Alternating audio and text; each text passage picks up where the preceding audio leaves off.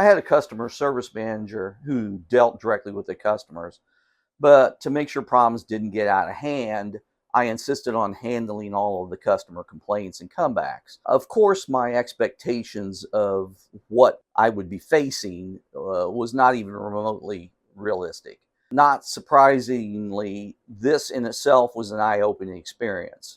It quickly became obvious that not all of my problems were actually in the shop. There was a check-in sheet that we used to note the customer complaints and or the condition of the car.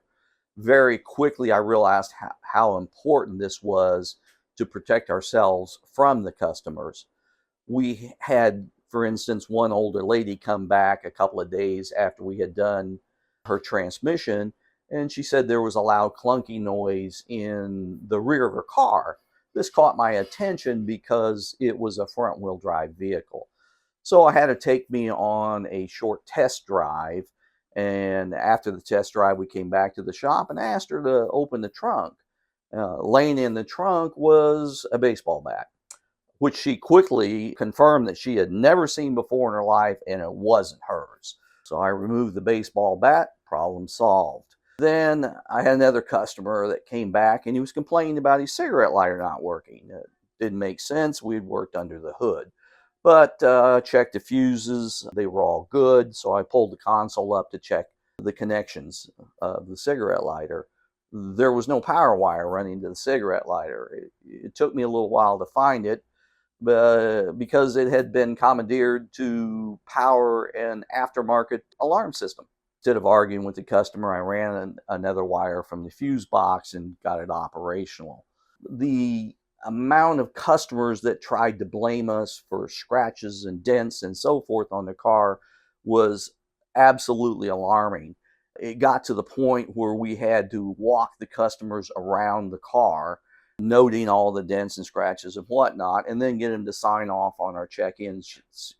One particular customer asked to meet with me at the close of business after everyone's left, and this was designed to save me the embarrassment of having any other customers hear what my employees had done. You see, he explained to me that the day before he brought his car in to have his transmission done, that he had purchased a new set of tires for his car. And after he picked up his car, he realized that someone had swapped out his tires and put bald ones on. The rims were the same, but the tires were not. I did point out to him that we didn't have any tire changing equipment in our shop, and that would make this particularly difficult for my employees to do because they would have to take the wheels and tires off the car, go to another shop, have them switched over and brought back, put them back on his car. And to do this without anybody noticing would be pretty difficult. But I asked him for a receipt for the tires. And he explained to me that he had a guy at a tire store that would take care of him and handled it on the side, and that he wouldn't be able to get a receipt without getting his buddy in trouble.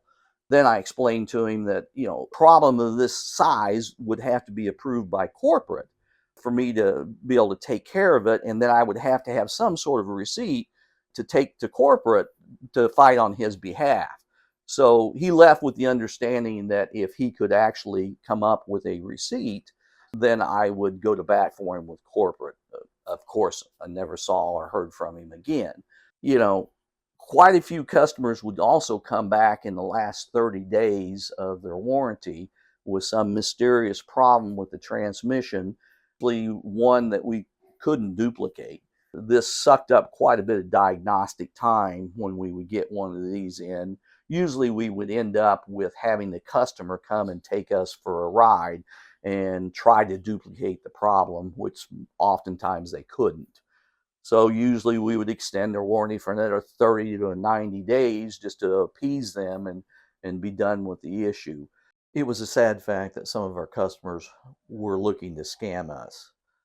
I always felt that they thought, since we were part of a national chain, that this large corporation probably had their deep pockets behind us.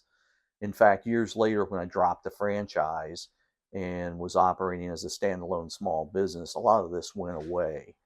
It's unfortunate that the customers are frequently the hardest thing in running a small business, but at the same time, if you don't have any customers, you don't have a business.